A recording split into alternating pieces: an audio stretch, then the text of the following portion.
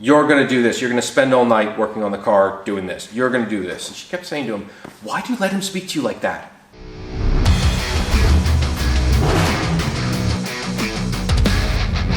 Another story, funny story from the world of Formula One that you'll never find in a book. This story involves Dick Skemmel, who was the Toto Wolff, Christian Horner of Team Lotus in the late 60s, early 70s. And the story is that Colin Chapman, the owner and founder and head engineer of Lotus, was a very autocratic man.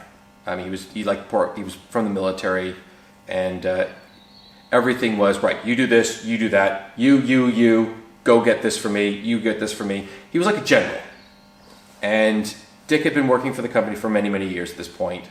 And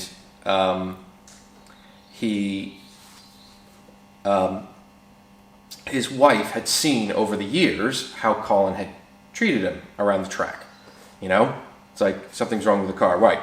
You're going to do this. You're going to spend all night working on the car doing this. You're going to do this. And she kept saying to him, why do you let him speak to you like that? And he said, I don't know, well, he's just the boss. And, you know, he's always treated us nice. And, you know, but he treats you like a child. Now, you have to remember, this is a story I heard from Dick himself and his wife. I was fortunate enough to actually go to the first ever speaking engagement that Dick said, and he spoke for 3.5 hours of stories of old Formula One racing and this one tickled me no end, because he'd been treated so badly by Colin Chapman over the years, and they were at the British Grand Prix, and Colin was getting into flying. He always flew airplanes, but he was getting into flying helicopters.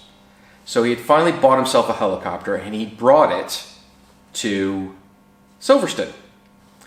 And so it was the day of qualifying. So they had done the qualifying, and, you know, by this point, Dick's the principal of the team. So there's things that need to be working on. Colin would have said, you do this, you do this, you do this. But Dick had gotten to the point where he wasn't one being pointed out saying, you're going to go do this. He's the principal.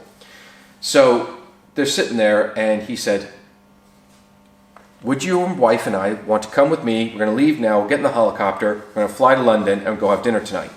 Do you want to come with us now? And Dick went, and his wife then talked to him. And I said, yeah, of course. Yeah, I'd love to go to dinner with you and Hazel.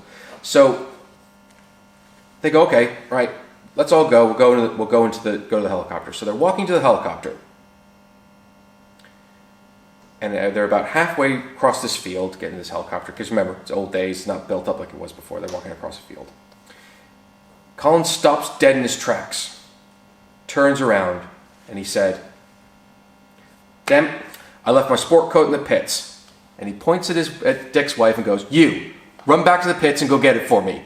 And you know what she did? She went, yes, absolutely, okay. And off she went.